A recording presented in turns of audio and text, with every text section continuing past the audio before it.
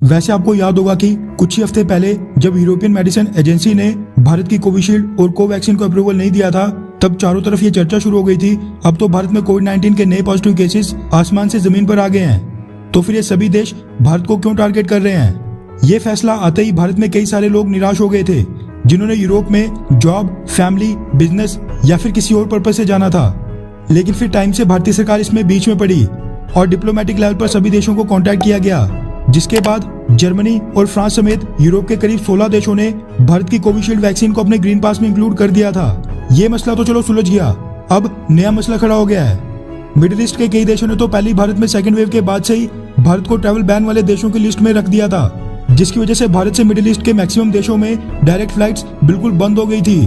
कई billion dollars जो हर साल रेमिटेंस के रूप में भारत आते थे, वो भी आना बंद हो गए थे, क्योंकि जो कोरोना वायरस की शुरुआत में सभी लेबर और वर्कर्स मिडिल ईस्ट के देशों से भारत वापस आ गए थे, वो तो अब मिडिल ईस्ट में दोबारा जा ही नहीं पा रहे हैं। लेकिन अब इसके बाद मिडिल ईस्ट के एक मुख्य देश सऊदी अरब ने भारत समेत कुछ देशों को लेकर एक तालिबानी फरमान जारी कर दिया है।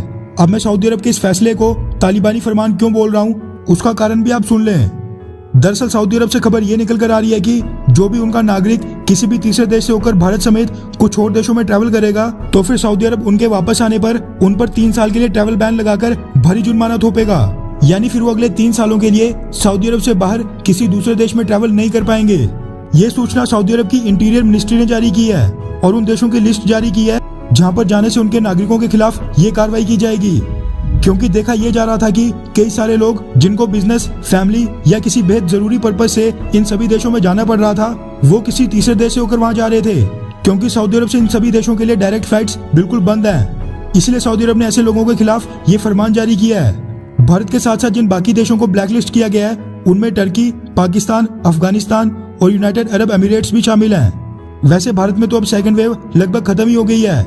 ऐसे में जब दुनिया के कई देश भारत को ग्रीन पास में इंक्लूड कर रहे हैं, तो सऊदी अरब को कम से कम जो भारतीय वैक्सीनेटेड हैं, उनको तो एंट्री दे देनी चाहिए। सऊदी अरब के इस फैसले के बारे में आपकी क्या राय है, नीचे कमेंट करके जरूर बताएं। अच्छा सुनो, चैनल को सब्सक्राइब करो, उसके बाद घंटी बजा देना ताकि अगली वीडियो आपसे मिस ना हो पाए। Thank you.